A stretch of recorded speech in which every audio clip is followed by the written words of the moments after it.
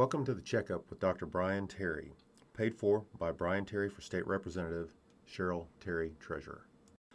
I'm Dr. Bryan Terry, State Representative here in District 48 in Tennessee, and I have with me Ella Phillips. Welcome back. Thanks, Dr. Terry. And so what are we going to be talking about in today's episode?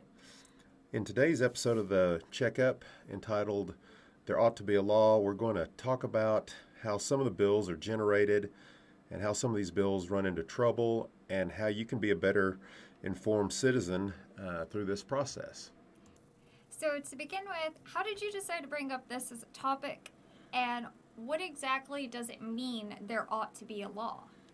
Great question. Actually, one of my legislative interns asked about how bill ideas get generated and how sometimes these good ideas go awry. And I can think of a multitude of episodes over the years where this has occurred. And I can think of several bills that I've seen this year that really kind of fit this mold. I think it's important to understand where bills generate. So in our General Assembly, about 1/3 of the bills are what we call cleanup bills. These are bills that we have to pass because there was an error or an unintended consequence that wasn't caught when we passed this bill previously. And then secondly, there are about 1/3 of the bills that are from some organization or a city or a county that has identified an issue or a concern and would like to change something in our Tennessee code. And it seems like the final third seem to be generated from either a constituent or from a legislator themselves. And these are often the ought to be a law bills. Something happened to someone or to a legislator, or maybe a legislator has an epiphany that they think has occurred to them, and they think that there ought to be a law. These type of bills are often the best bills that we have, and I encourage constituents to put forth these ideas. For me, it's called self-governance, but I will say some of these, especially when some legislators think they've had an epiphany, oftentimes end up being some of the worst bills that we actually have to deal with. So, Dr. Terry, can you expand on how such a great idea initially becomes one of these bad bills? Again, great question. And so, sometimes legislators, when they have these ideas, they may not know that the state already provides a particular service. So, for example, there's a bill that's out there right now that on the surface, everybody looks at it and they think, oh, this is a great idea. But then when you realize that the state already does this and the bill that's before us actually is going to cost the state more money and it's duplicative, then it ends up becoming a bill that we have to dispose of. But then oftentimes the sponsor wants to at least do something. And so now you're kind of stuck in an area where you're trying to figure out, can you actually do anything, or do you just need to dispose of that bill? And are there other ways that this occurs?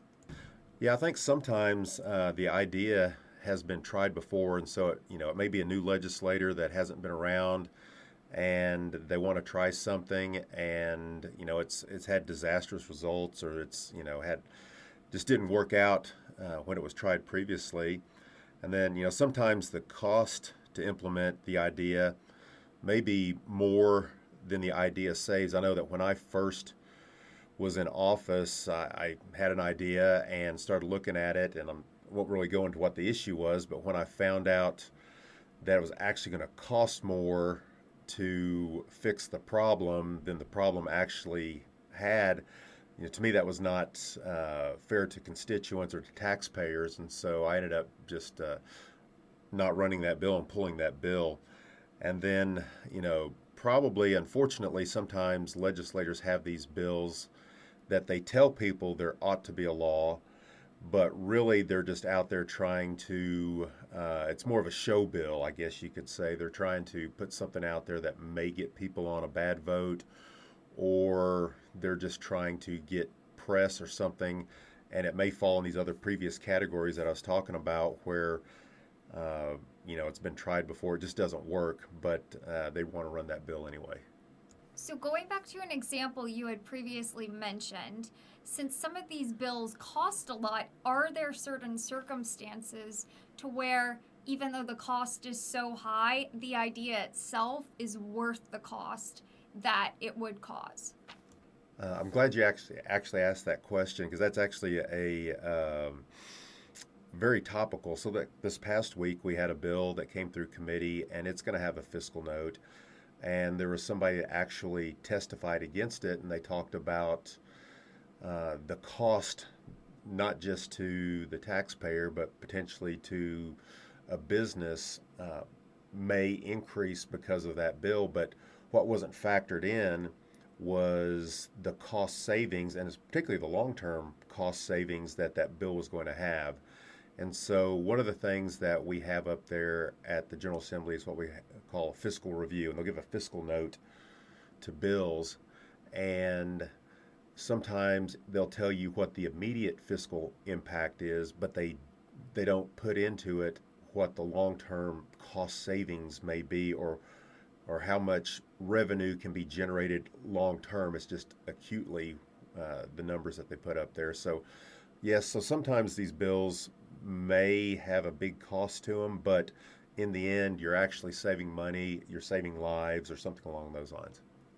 Gotcha. And so, how would a citizen differentiate between a good bill versus a bad bill? Therein kind of lies the problem and kind of the impetus behind wanting to talk about this as an issue. And the reality of the situation is that it's sometimes really dependent on the legislators getting the information out, and then for the citizens to kind of figure out, unfortunately, have to figure out who they can trust for information. Obviously, if you're getting it from a news source, double check the news source because they're, oftentimes inflammatory, or they just aren't giving both sides of the story. And then, if you're looking at a bill, look at both sides of the issue, and try to discern, is the bill doing exactly as it says it is? Because oftentimes you just see the headline of the bill, or somebody puts out a soundbite of the bill, and that's not necessarily what the bill does. So sometimes it's kind of tricky. Okay, so when we have a bad bill, how are these bills handled?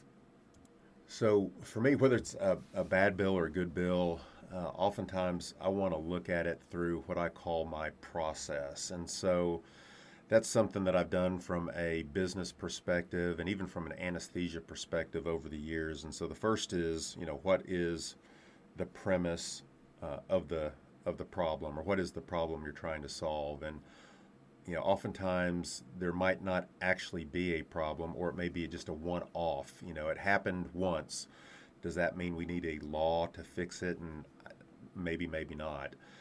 The second step is, what is the goal that you're trying to accomplish from this? And oftentimes you're looking at what the goal of the sponsor's trying to do versus what other goals there may be out there. So they may trying to fix one problem, but the goal is trying to not create more problems. And so you have to look at it that way. And then I look at what are the options. Just because somebody has presented a bill or an idea, that option may not be the best way to solve it. And one of the things, unfortunately, that you talk about is anchoring. And so if somebody puts out a bill and has language out there, people are often anchored to that original idea, or that original language of that bill. And oftentimes you have to just think outside the box, or just start over to do that. So look at the different options that you have, and then after you've looked at the options, what's the feasibility? Going back to earlier, what's the fiscal note? Is it going to cost a whole lot? Is it in the budget? If it's going to cost a lot and it's not in the budget, then it's probably not a feasible idea, and you have to look elsewhere. And then the last is, what are the consequences?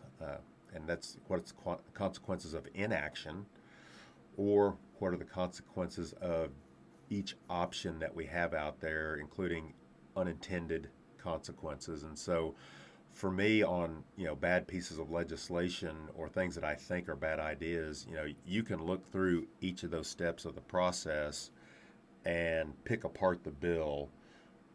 Now, again, maybe the problem is there and it's just a bad the idea or the approach is bad, and so the problem may be there. You might work with the sponsor on the goals, and then tweak the options, and then see if you can get the support or the funding, and try to minimize those unintended consequences. And so, for me, on any of those bills, even my own bills, I try to go through that process, and so that's kind of how I go about handling these bills, whether they're good or bad, and particularly as a chairman.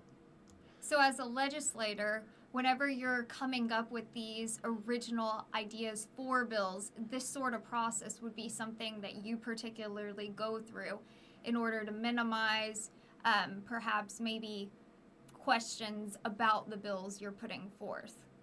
Yeah, and I've had either ideas or I had people come to me with ideas, and I go through the process, and I'll ask people. And when you get down to the feasibility of it, you might not know the history of how something had been put into code, or the research that had been put into how something got there. And here you are trying to reinvent the wheel when, you know, the previous legislature had worked on this extensively and come up with a solution that seems to be working for most people. And anytime you move one item, the whole thing comes crumbling down. And so, yeah, for me, I go through the process on the bills, and then even while I'm presenting the bills, or once they get filed and people come up to you with questions or issues, don't ever be afraid to change your bill to make it better. Those are some of the better legislators that we have, are people that are willing to work with others and to listen. And that's what ends up making better bills. And particularly if you have the bill out there and citizens see it and they start asking questions and want you to refine things.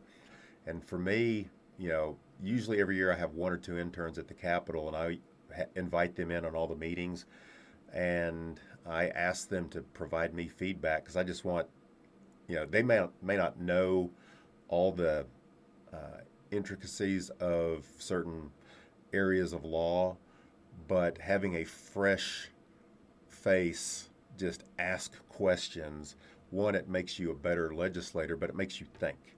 And so those are things that I like to do, and I think it helps build better bills. So, what advice would you give someone who just has general questions about bills, or perhaps ideas about bills?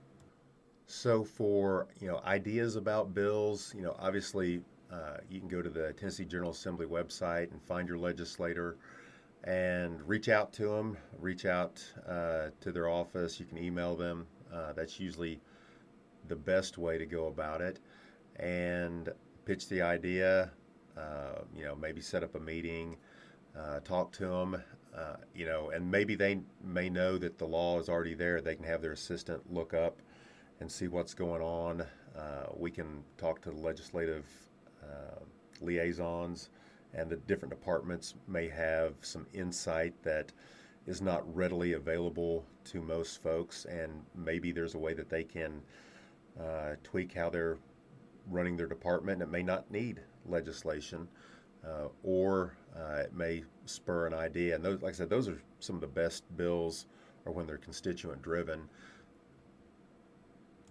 As far as general questions about bills, or learning about bills, one of the probably best starting spots is if you go to the Tennessee General Assembly website and type in the bill number, HB 1405 or whatever it is. I'm just using that as an example. And then you get on there, and you can read the bill language.